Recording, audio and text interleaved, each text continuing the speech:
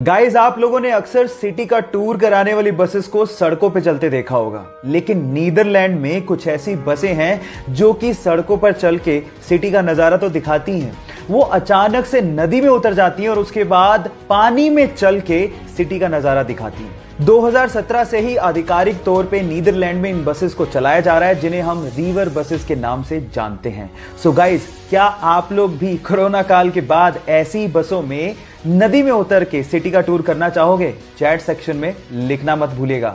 Maggi शायद इस lockdown में हमारा नेशनल फास्ट फूड बन गया है, लेकिन सवाल यह है कि मैगी का नाम मैगी रखा किसने? डोंट वरी, मैं आपको बताता हूं। मैगी का नाम मैगी रखा इसके मसाला इन्वेंटर जूलियस मैगी के नाम पर, जिन्होंने सन 1863 में, जी हां 1863 में मैगी के मसाले को बनाया था। और उसके बाद ये इंस्टेंट नूडल यूएस और फ्रांस में छा गया। और उसके बाद सन 1947 में नेस्ले ने मैगी को खरीद लिया और फिर 1983 में ये भारत में एंटर हुआ। और उसके बाद आज भारत मैगी का सबसे बड़ा मार्केट भी है। क्या इसके पहले तक इफेक्ट आपको पता था? और अगर नहीं पता था तो चैट सेक्शन में लिखना मत भूलिएगा। गाइस, आप लोगों ने बहुत सारी मूवीज में समुद्री डाकुओं को अपनी एक आंख पे काली पट्टी बांधे देखा होगा, और हम ज्यादातर लोग यही सोचते हैं कि उनकी आंख फूटी हुई होगी, शायद इस वजह से उन्होंने काली पट्टी बांध रखी होगी, है ना? लेकिन ऐसा नहीं होता। वो उनका नाइट विजन का जुगाड़ होता है। एक्चुअली बहुत बार डाकुओं को लड़ते लड़ते जहाज के डेक में जाना पड़ता है और वहां पर बहुत ज्यादा अंधेरा होता है। और हमें यह भी पता है कि उजाले से अंधेरे में जाने पर हमारी आंखों को एडजस्ट करने में समय लगता है। उसी एडजस्ट करने में लगने वाले समय को कम करने के लिए वो अपनी एक आंख पे काली पट्टी बांधते हैं, ताकि जैसे वो अंधेरे में जाए उसे हटाएं और उन्हें अंधेरे में दिखाई देना शुरू हो जाए। क्या आपको इसके पहले तक इफेक्ट पता था? और अगर नहीं पता था तो चैट सेक्शन में लिखना मत भूलिएगा। हमारे देश इंडिया के बारे में दो ऐसे फैक्ट जिसे जानने के बाद आपको गर्व फील होगा। नंबर 1, चांद पे पानी मिला है, ये तो सब जानते हैं, लेकिन क्या आपको पता है कि चांद पे पानी की खोज किसने करी थी? डोंट वरी, मैं आपको बताता हूं। वो हमारी ही नेशनल स्पेस एजेंसी इसरो ने की थी।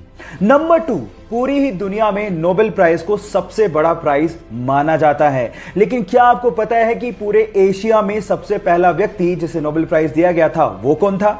डोंट वरी, वो भी मैं आपको बताता हूं। वो थे इंडियन, यस, रविंद्रनाथ टैगोर, जिन्हें 1913 में लिटरेचर के लिए सबसे पहले पूरे एशिया में नोबेल प्राइज दिया गया था। क्यों? इन दो फैक्ट को जानने के बाद हुआ ना आपका सीना गर्व से चौड़ा? सो गाइस, इसको शेयर करना लोगों के साथ मत भूलिएगा। गाइस, क्या आपको पता है कि हमारे देश में एक बार 0 रुपए के नोट भी छापे गए थे?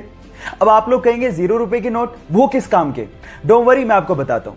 ये 0 रुपए के नोट आरबीआई ने नहीं, बल्कि फिफ्थ पिलर नाम की एक संस्था ने छापे थे। और उन नोट्स के ऊपर लिखा हुआ था कि अगर आपसे आपके हक के काम के लिए कोई रिश्वत मांगे तो उन्हें ये नोट दो और हमें बताओ। ये एक्चुअली एक तरीका था अपना गुस्सा जाहिर करने का, क्योंकि आपके हक के काम के लिए कोई रिश्वत क्यों मांगे। ये भ्रष्टाचार को कम करने का तरीका आपको कैसा लगा? चैट सेक्शन में लिखना मत भूलिएगा। आर्मी, जिसके बिना किसी भी सुरक्षित देश की कल्पना नहीं की जा सकती। लेकिन अगर मैं आपसे कहूं कि इस पूरी दुनिया में एक ऐसा सुरक्षित देश है जहां पर आर्मी है ही नहीं, तो आप क्या कहेंगे? जी हां गाइस, उस देश का नाम है ग्रेनेडा, जिन्होंने अपना पैसा आर्मी बेसिस बनाने की बजाय बीचेस पे लगाया, एयरक्राफ्ट करियर बनाने की बजाय क्रूज और बोट्स पे लगाया। ग्रेनेडा, जहां पर ग्रेनेड नहीं बल्कि कोको का प्रोडक्शन होता है और बहुत ही यमी चॉकलेट्स प्रोड्यूस की जाती हैं। काश कि हर जगह ऐसा होता। No military, no weapon, no war. आपको ये आइडिया कैसा लगा? चैट सेक्शन में लिखना मत भूलिएगा। कनाडा के एक 23 साल के लड़के को एक्सीडेंट की वजह से अपना पैर गंवाना पड़ा और उसके जस्ट बाद ही उसे कैंसर भी हो गया। डॉक्टर्स ने कहा कि तुम कैंसर की वजह से ज्यादा दिन तक जिंदा नहीं रह सकते। तब उसे समझ में आया कि कैंसर पे रिसर्च कितनी ज्यादा जरूरी है ताकि लोगों की जान बचाई जा सके।